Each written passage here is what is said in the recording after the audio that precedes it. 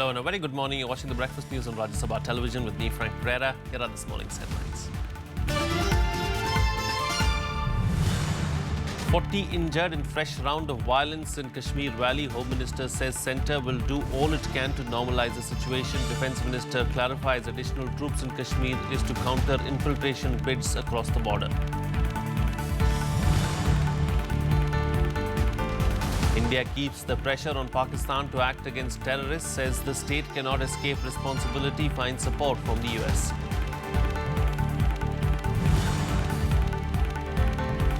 UN Security Council to begin drawing up new sanctions against North Korea after the defiant nation conducts its fifth and biggest nuclear test. World leaders unite to condemn the test.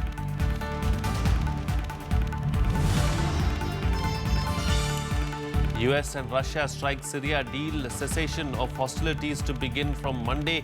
Syrian government to end combat missions in specified areas held by opposition.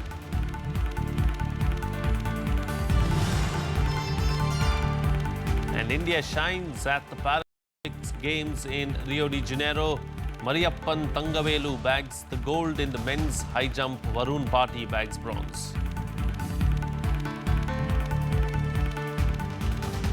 Well, let's begin with our top focus on the bulletin this morning, the situation in the Kashmir Valley. Now, 40 people have been injured in fresh clashes on Friday in several parts of the valley, disrupting normal life for the 63rd straight day. Now, the centre has said that it will leave no stone unturned to bring peace and normalcy in the valley. Pakistan, on its hand, has said that Prime Minister Nawaz Sharif will be raising the issue of the situation in the valley at the UNGA session. The centre has clarified that deployment of additional troops in Kashmir was aimed at foiling attempts by terrorists to enter India from across the border and that it has nothing to do with the ongoing unrest in the valley. This was stated by Defence Minister Manohar Parrikar. Army is involved on the border sealing and counter-insurgency grid. We are strengthening that grid, ensuring that the attempted infiltration attempts, increased infiltration attempts are foiled. The centre also making it clear it will leave no stone unturned to restore peace and normalcy in the state. Home Minister Rajnath Singh stating it was difficult for people to bear the unrest for long. Government भी अपने स्तर पर वहाँ के हालात में सुधार लाने की कोशिश कर रही है. लोगों के साथ बातचीत का सिलसिला भी चल रहा है. ऑल पार्टी डेलीगेशन जाने के बाद भी मैं समझता हूँ कि एक परसेप्शनल चेंज आया है लोगों में वहाँ पर. और कश्मीर के रहने वाले लोग भी माने एक लंबे समय तक अनरेस्ट को झेलना किसी भी पॉपुलेशन के लिए एक बहुत ये कठिन काम है. At least 40 people, including security personnel, were injured in clashes at several places in Kashmir on Friday, despite curfew being reimposed in many parts of the valley. Normal life remained paralyzed for the 63rd consecutive day due to the separatist-sponsored strike. The centre reiterating that they will engage with the youth in the state as soon as the situation in the state normalizes. हिंसा के साथ कोई समझौता नहीं हो सकता. हिंसा करने का लक्ष्य कोई भी हो, हिंसा हिंसा है और हिंसा को समाप्त करना है. सभ्य समाज में उसका कोई स्थान नहीं. और मैं समझता हूं कि सारे राजनीतिक दल भी इस बात से सहमत हैं, मुत्फिक हैं. दूसरा ये कि जैसे जैसे परिस्थितियां सामान्य, प्रदेश के युवाओं को एंगेज करने की आवश्यकता है. The centre also justifying the security extended to separatists, saying they face threat from Pakistan. The government coming in for criticism from MPs of the all-party delegation that visited Kashmir. CPIM's Sitaram Yechury saying the team failed to achieve more during the visit since they had done inadequate homework.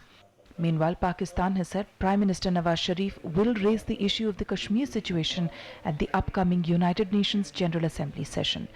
Bureau Report, Rajya Sabha TV. Well, India and the United States continued to step up pressure on Pakistan to act against terrorists acting from its soil, hinting that it cannot wish away its responsibility. Both India and the US urged Pakistan to continuously work towards wiping out terrorism. India continues to keep up the pressure on Pakistan over its support to terrorism. Foreign Secretary S. Jaishankar once again shot down Islamabad's defense of terrorists being non-state actors, saying the state cannot escape responsibility for the acts of terror emanating from its soil. There is a connect between state actor and non-state actor, which is why we use the word it's sponsored. So the state cannot escape responsibility by saying it's non-state. After all, and this is just not vis-a-vis India. I mean, this was the situation even after 9/11. After 9/11, countries were told that you can't protect people and say, well, this is not the government doing it. The views have been echoed by the US, which said that Pakistan must continuously work towards wiping out terrorism, saying it cannot pick and choose terrorists it wants to act against. Our discussions continue to focus on the fact that we're urging the government of Pakistan to take concerted action against safe havens and terrorist groups that threaten other countries in the region. And we've been very clear about that. And we have seen them attempt to address it. We want to see more action taken, but, it continues to be a topic of conversation with them. This is the third time in a week that India and the US have spoken in one voice on the issue of terrorism. Prime Minister Narendra Modi had made statements on this during his visits to the G20 summit in China and the ASEAN summit in Laos. Inputs from Akhilesh Suman, Bureau Report for Rajya Sabha TV. Well, 3 days after the Supreme Court directed Karnataka to release 15,000 cusecs of Kaveri river water to Tamil Nadu, almost the entire state was forced to shut down on Friday following a Bandh call by pro-Kannada activists. They are demanding immediate reversal of the apex court order which came on Monday. Chief Minister Siddaramaiah has now sought the Prime Minister's intervention to end the impasse. A dawn to dusk Bandh brought almost the entire state of Karnataka to a standstill on Friday. Pro-Kannada activists held protest marches and demonstrations across different districts against the Supreme Court's decision to release Kaveri water to Tamil Nadu.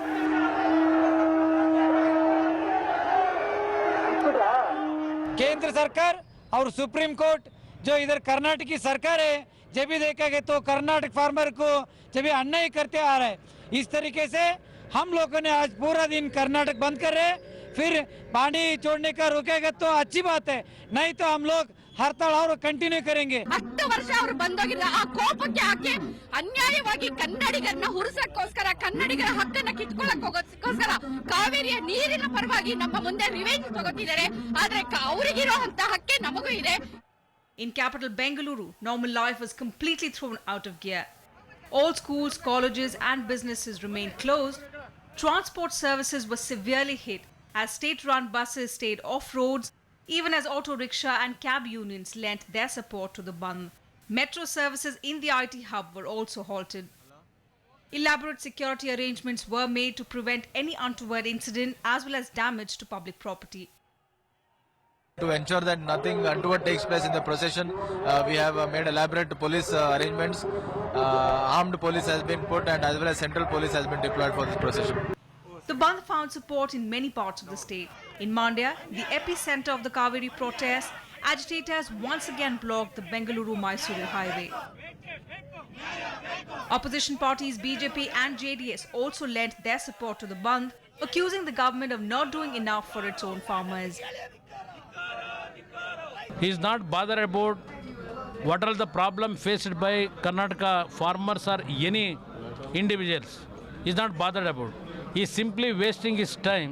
He wanted to complete as a chief minister for 5 years without doing anything to the Karnataka. In the all-party meeting also, we suggested that immediately approach the Supreme Court, immediately file review petition or remodification petition before the Supreme Court and elicit all the status of the water problem of the Karnataka Kaveri Basin.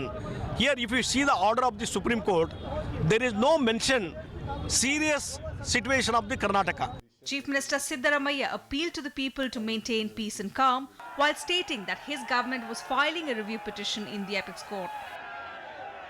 This has been happened earlier also, but this year also, this time also we have complied with the orders and we are filing a petition on Monday most likely for modification of the order. The multiple protests started on Monday when the Supreme Court directed Karnataka to release 15,000 cusecs of Kaveri water to Tamil Nadu for 10 days to address the plight of farmers there. The state government's compliance to the order further snowballed the protests. Bureau Report, Rajya Sabha TV. Meanwhile, in neighbouring Andhra Pradesh, the YSR Congress, the Congress and the left parties have called for a statewide bandh today in protest against the denial of special category status to Andhra Pradesh. They blamed Prime Minister Narendra Modi, Union Minister for INB Venkaiah Naidu and Chief Minister N. Chandrababu Naidu for the alleged injustice done and demanded that all the promises made at the time of bifurcation be implemented in letter and spirit. Protests were also organised separately by YSRC and the Samiti in Guntur, Eluru, Anantapuram, Srikalahasti, Srikakulam, Ongole and Kadapa. The protesters denounced Jaitley's claim that granting special status to Andhra Pradesh was not possible because of the recommendations of the 14th Finance Commission. Earlier, Andhra Pradesh BJP leaders met Finance Minister Arun Jaitley to discuss the issue. Jaitley defended the union government's decision to give financial aid to the state instead of special status. Of course, there is jubilation in the state BJP because for the first time in history, any state in the country has got such a large assistance from the central government. And in spirit, we have supported every commitment which was made to the state of Andhra Pradesh. And if all the assistance which we are going to give is implemented, I'm sure there is a great future in the development of Andhra Pradesh which is going to take place. Financially, we are having a problem. The last 2.5 years, we are suffering. Our income is less compared to our expenditure. In South India, we are very, I can say, per capita income-wise, even wealth creation, even revenue generation for the governments is the lowest.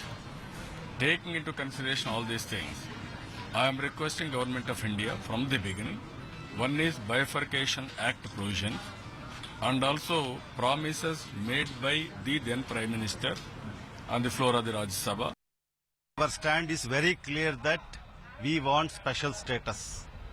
From the beginning, YSR Congress Party, our leader Jagan Mohan Reddy Garu is telling that we want special status for Andhra Pradesh because special status is our right.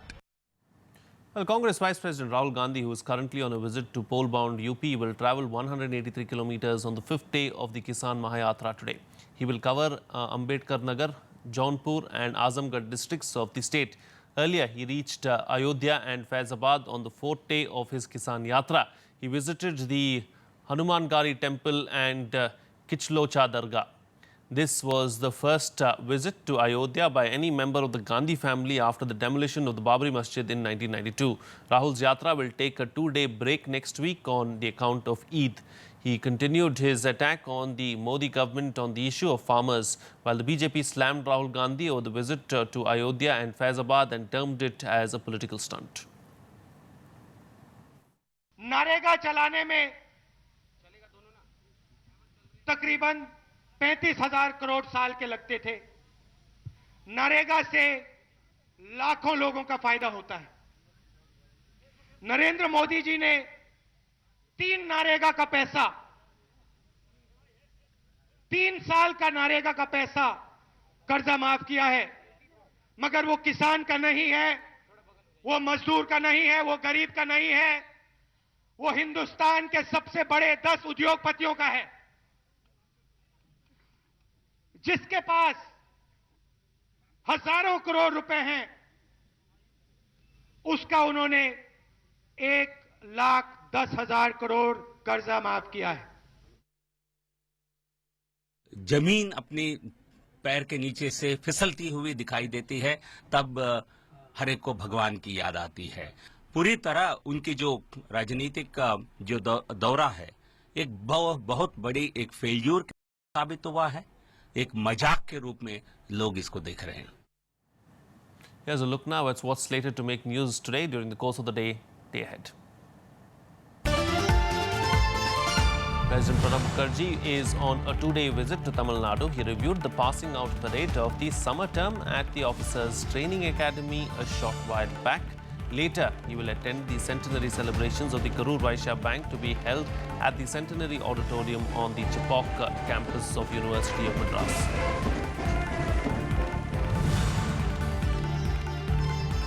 Samajwadi Party will start its door-to-door campaign in a big way by launching the Mulayam Sandesh Yatra to make the people aware of the achievements of the Akhilesh Yadav government in Uttar Pradesh. The Yatra will be flagged off by Chief Minister Akhilesh Yadav from the State Party office in Lucknow. The Yatra will be in two phases. The first one will start today and end after 10 days, covering Lucknow, Kanpur, Jhansi and Allahabad divisions. The second phase would start from September 25th from Delhi and after covering 20 districts will end at Sitapur on September 30th. Delhi Chief Minister Arvind Kejriwal, who is on a 4-day visit to Punjab, will be in Ludhiana today and will meet volunteers and party workers. He will also hold interaction with the teachers and doctors in Patiala. Later on Sunday, he will visit the Dhudike village to pay respect to the martyr Lala Lajpat Rai. On the same day, he will release Farmers' Manifesto in Baga Purana near Moga.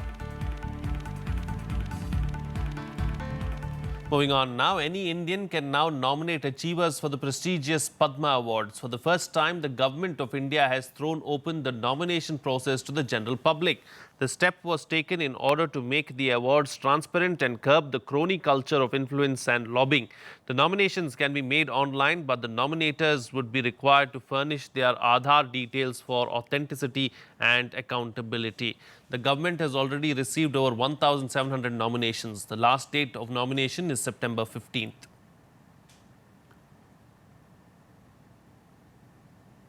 It's time for a short break now, but news and updates will continue on the other side. Stay tuned. We'll be right back.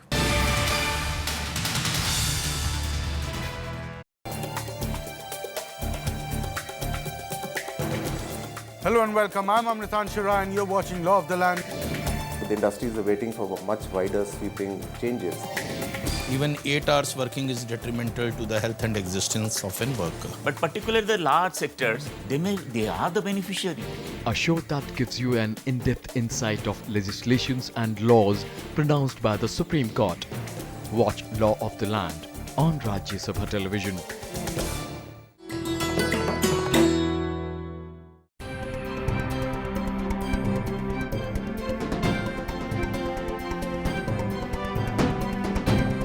Life after death was a cardinal belief in the Harappan civilization.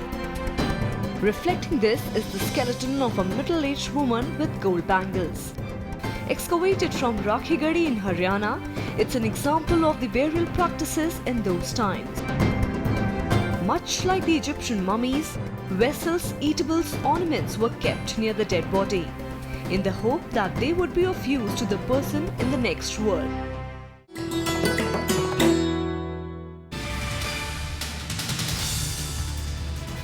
Welcome back. You're watching Rajya Sabha television. Well, the United Nations Security Council is drawing up fresh sanctions against North Korea following its 5th and biggest nuclear test to date on Friday. The decision was taken at an urgent meeting of the 15-member council. The US has also said that North Korea's defiance will be met with appropriate response. World leaders have condemned the move, calling it self-destructive. This launch, the United Nations Security Council has agreed to begin drawing up new sanctions against North Korea after the reclusive East Asian nation conducted its 5th and reportedly biggest nuclear test. This launch, which I would note took place while China was hosting the G20 summit, once again shows the DPRK's blatant disregard for its international obligations and its willingness to provoke and to threaten the international community with impunity. The Security Council must remain unequivocal and united in condemnation of these tests, and we must take action to enforce the words we put on paper, to enforce our resolutions. For myself and for my country, condemn the fact that it was a launch that is of great concern to the national security of Japan, but not just for Japan, but for the region and beyond. The fact that the North Korean regime is using the considerable amount of their national resources to the development of weapons of mass destruction will sacrifice the living condition and the basic need and humanitarian situation of North Korean people. The decision was taken at an urgent meeting Member Council on Friday after United Nations Secretary General called on the UN Security Council to take appropriate action against North Korea. the underground nuclear test by the Democratic People's Republic of Korea. This is yet another brazen breach of the resolutions of the Security Council. For the fifth time in recent years, the DPRK alone has broken the international norm against a nuclear test. This unacceptable act endangers peace and security in the region. In a continued show of defiance to UN sanctions and the international community at large, North Korea conducted its fifth nuclear test on its 68th founding day on Friday. The test set off a blast that was more powerful than the bomb dropped on Hiroshima. 5.04란 규모는 4차는 4.8 정도 됩니다. 그래서 그 강도를 보면 약 2배 크기 에너지 4차보다 그 정도 에너지를 크기를 갖고 있습니다. 그렇게 보면 그 히로시마 원폭보다는 약간 규모가 적은. World leaders were quick to condemn the latest test. South Korean president said the North Korean leader was showing maniacal recklessness. India deplored the test and asked DPRK to refrain from such actions that adversely impact peace and stability in the region and beyond. US President Barack Obama warned the test would be met with serious consequences. North Korea's main ally China too was quick to condemn the test. South Korea particularly are deeply concerned because of the neighborhood, but I think it's fair to say that China, Russia, the United States, everybody shares concern. We're very much concerned, and the resolutions of the Security Council must be implemented, and we will send this message very strongly. 북한이 또다시 자행한 핵실험에 대해 절대 용납하지 않을 것이며 이미 경고한 대로 북한이 핵을 포기하도록 가용한 모든 조치를 취할 것입니다. 朝方不顾国际社会普遍反对进行第5次核试验，中国外交部已就此发表声明，表明了中国政府坚决反对的立场。 North Korea says the test proves it is capable of mounting a nuclear warhead on a medium-range ballistic missile. However, its claims of being able to miniaturize a nuclear warhead have never been independently verified. Bureau Report, Rajya Sabha TV. Meanwhile, the US and Russia have arrived at a ceasefire deal for Syria after a marathon talk session held in Geneva. The cessation of hostilities will come into effect after sunset on Monday. US Secretary of State John Kerry said that the plans will bear fruit if the Syrian regime and the opposition meet their obligations. Today, the United States and Russia are announcing a plan which we hope will reduce violence, ease suffering, and resume movement towards a negotiated peace and a political transition in Syria. The US and Russia announcing an agreement on Syria starting with cessation of hostilities. The agreement will be in effect from sunset on Monday. The announcement coming after talks between US Secretary of State John Kerry and his Russian counterpart Sergei Lavrov in Geneva. And today, Sergei Lavrov and I, on behalf of our presidents and our countries, call on every Syrian stakeholder to support the plan that the United States and Russia have reached, to back its implementation in good faith, and to continue the hard work of bringing this catastrophic conflict to the quickest possible end through a political process. Part of the peace plan includes Syrian government ending combat missions in specified areas held by the opposition. Halting all of the regime's military air activities in key areas that are defined. Not all flights, because there's still Nusra and ISIL, but that will be managed in a different way also. And that should put an end to the barrel bombs, an end to the indiscriminate bombing of the civilian neighborhoods, and it has the potential to change the nature of the conflict. Russia and the US will also establish a joint center to combat so-called Islamic State and al-Nusra fighters. Then US and Russian experts will work together to defeat Daesh and Nusra. I want to emphasize, these measures can only be implemented effectively if all the parties live up to their obligations. Kerry has said that the opposition in Syria has indicated it is prepared to comply with the plan, but that they have to meet their obligations. Now, of course, the opposition will also be expected to adhere to the cessation of hostilities. And that is why today the United States and Russia together are calling on all sides to recommit to a nationwide cessation of hostilities and to honor its previous terms. This will be effective at sundown on September 12th. While the ceasefire is to cover all of Syria, both US and Russia emphasized the initial importance of allowing humanitarian convoys to reach Aleppo, where hundreds of thousands are without food, water and electricity. The Syrian army on Friday secured into the government-held side of Aleppo that was captured by rebels last month and was expected to open it soon for civilians. Bureau Report, Rajya Sabha TV. In more international news now, at least 10 people were killed in twin bomb blasts in central Baghdad. 10 people were killed and around 28 injured when a car packed with explosives went off in front of a shopping mall in central Baghdad on Friday. One explosion came from a parked car and the other was caused by an explosives-laden vehicle driven by a suicide bomber outside the mall. No casualties were reported inside the mall. There was no immediate claim of responsibility for the blast. Moving on to some sports news now, and there was a proud moment for India at the ongoing Paralympics. Mariyappan Thangavelu has won the gold in the men's high jump, while Varun Bhati has bagged bronze in the men's high jump. Thangavelu won the gold medal thanks to his best jump of 1.89 meters, while Bhati registered a best mark of 1.86 meters. Silver went to USA's Sam Grew, who also registered the same mark of 1.86 meters. However, Sharad Kumar couldn't finish on the podium along with his fellow teammates. The games are on at Rio de Janeiro.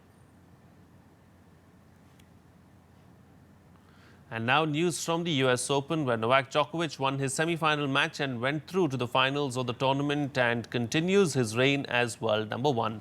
Defending champion Djokovic defeated Gael Monfils to reach the 7th US Open final of his career. He beat Monfils 6-3, 6-2, 3-6, 6-2. The world number 1 now will face Stan Wawrinka in Sunday's final, where he will make a bid to win a third major of 2016 and 13th of his career. In the second semi-final between Stan Wawrinka and Kei Nishikori, down a set and a break, the third-seeded Wawrinka took control to oust Nishikori 4-6, 7-5, 6-4, 6-2. He'll seek his third major championship on Sunday against the top-ranked Djokovic, who he defeated at Roland Garros in 2015. Meanwhile, the women's final will be played later today between new world number 1 Germany's Angelique Kerber and Czech Republic's Karolina Pliskova. That's it on this edition of The Breakfast News. Have a good day.